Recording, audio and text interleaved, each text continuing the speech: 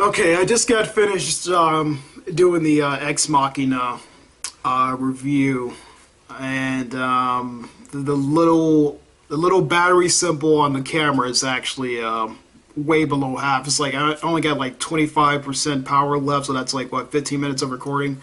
Um, yeah, I should have charged this before I started doing the second review. But anyway. It is pouring down raining outside, so let me get to the point. Furious 7. It is a fantastic movie. And, oh, guys, this is coming from somebody who has not seen a Fast and Furious movie since the second one. I didn't really thought they were all that great. I remember liking the first one, the first movie. But as it went on, I really did not get invested or interested at all. I didn't see Tokyo Drift. When I saw the trailer for that, I was like, I'm done. I'm done with these movies. I feel like they're gonna keep making more of it, and there's no reason to make more of these movies. It's just cars just going down the street, just going fast. That doesn't interest me. This is also why I don't play any racing games, or why I don't put up any racing video games on my channel when I'm actually doing gameplay videos. I don't find it interesting. I don't find cars that really interesting. I'm more of a computers guy, which is why I found something like what do you call it, Ex Machina, so really interesting and really invested into that, because it's so on the technical side that I love every minute of it. This, cars, it's fine. But Furious 7, my God, it actually makes me want to see the other ones, how good it is.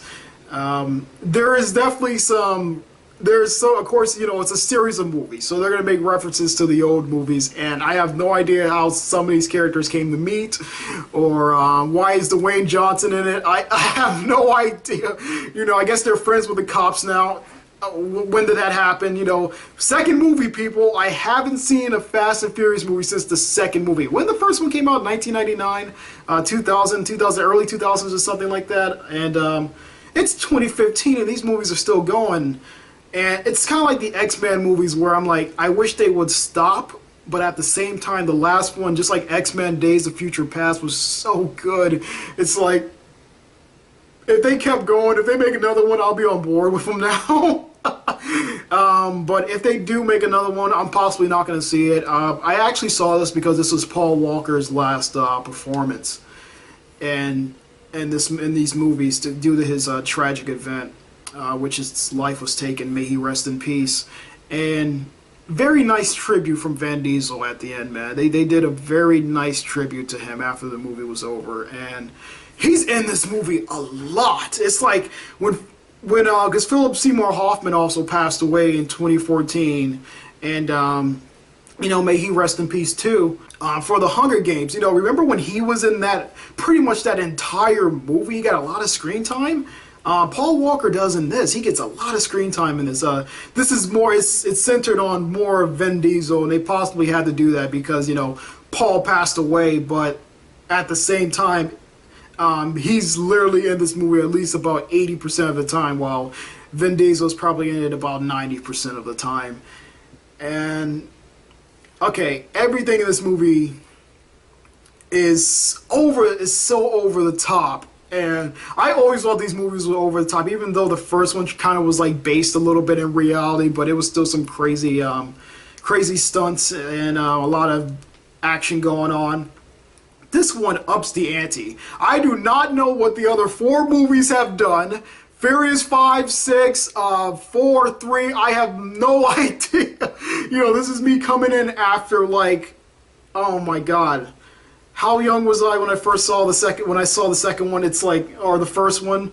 This is me coming in way later. I have no idea how they got to this point, but it doesn't matter. If you like action flicks and you like that sort of over-the-top action done right, not like something like Expendables 3 or how the last Taken movie did.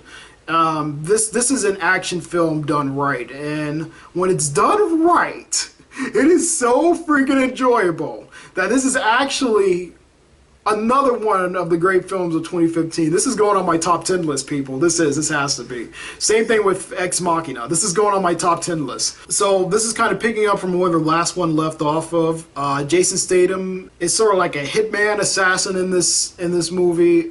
He's the older brother of a previous character. I guess was played by Luke Evans or something. I don't know.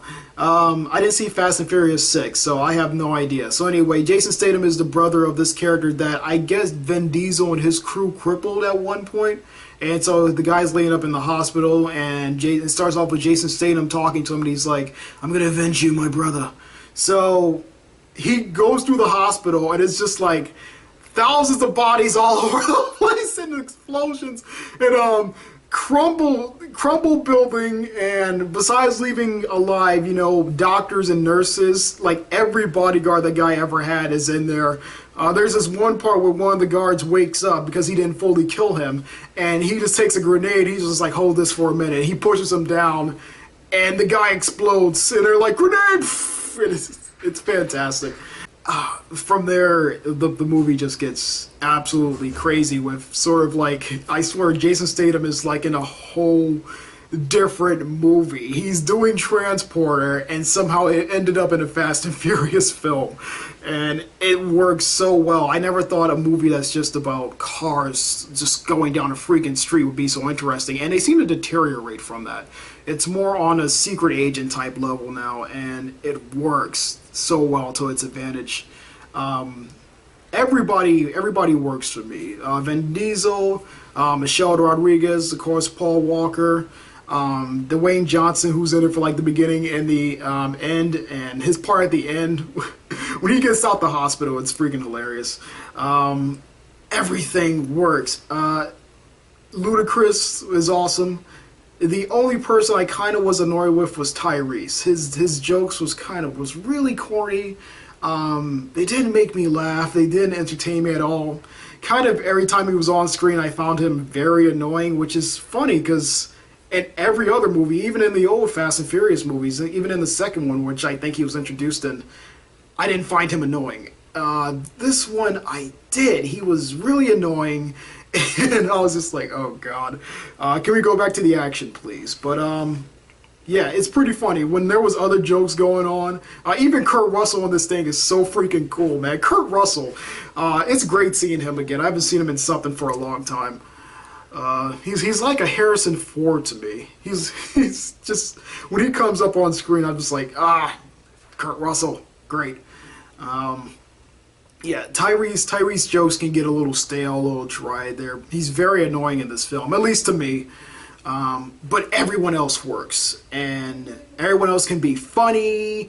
They can play up the action scenes really well. They can do the intense scenes fine, the drama well. Everything seems to work in here. All these weird connections that goes on in these movies seem to work, and these are some great action scenes, man. Some of the best I've seen, and I guess this entire series, because I've only seen 2 movies before, so this is the 7th one.